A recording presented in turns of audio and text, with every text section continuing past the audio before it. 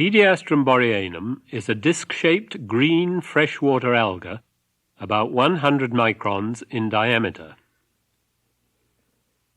It is a colonial plant made up of a number of cells adhering edge to edge. The number of cells in an individual colony may be 2, 4, 8, 16, or 32. It rarely exceeds 64.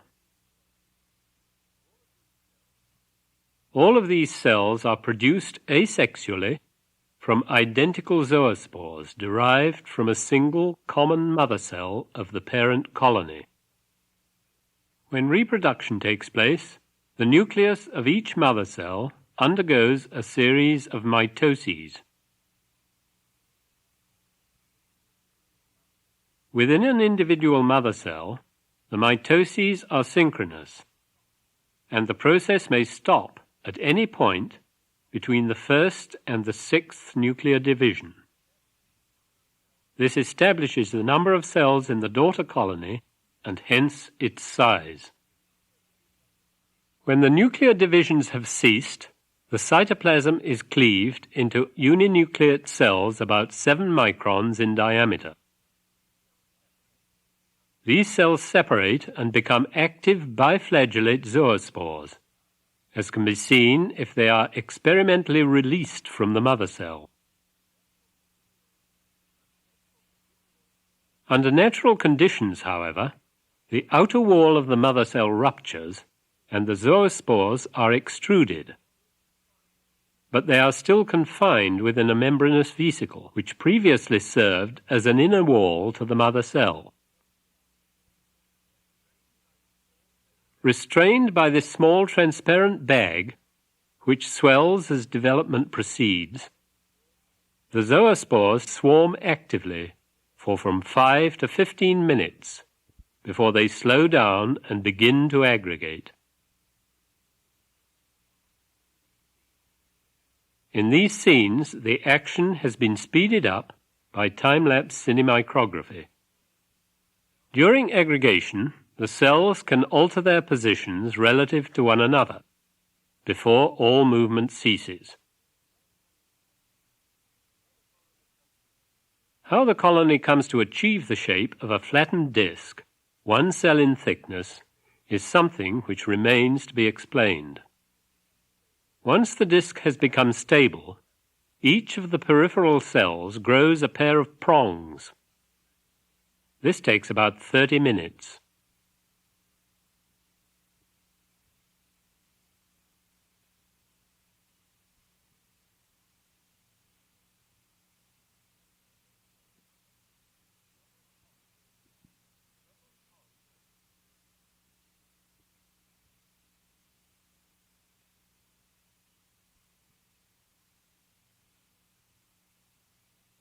The number of prongs per cell is specific for the organism.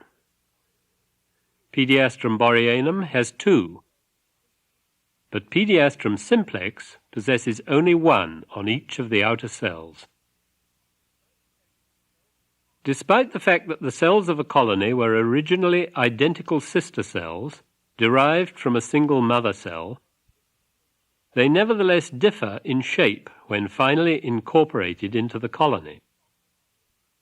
Most obviously, the inner cells lack prongs.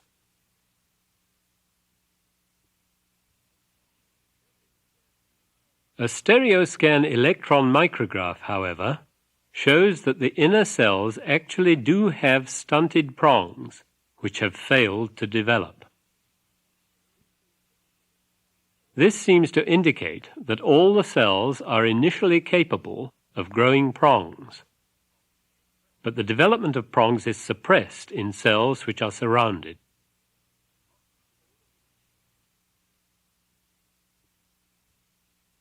Often all the vesicles containing aggregating zoospores will have been ejected from the parent colony within an hour or so after the first one was released.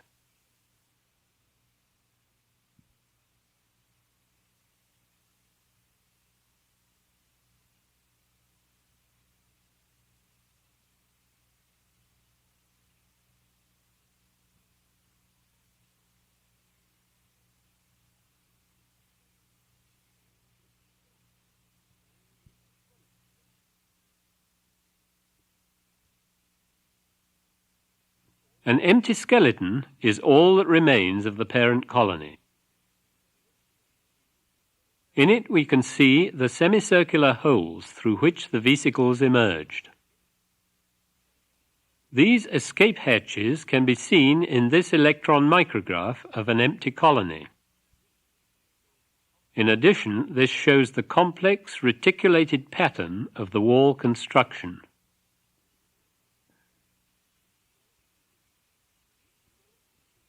The vesicles disintegrate and dissolve away, freeing the daughter colonies to expand and grow in size. They reach maturity during the next few days. The basic developmental processes shown in the film still remain to be explained.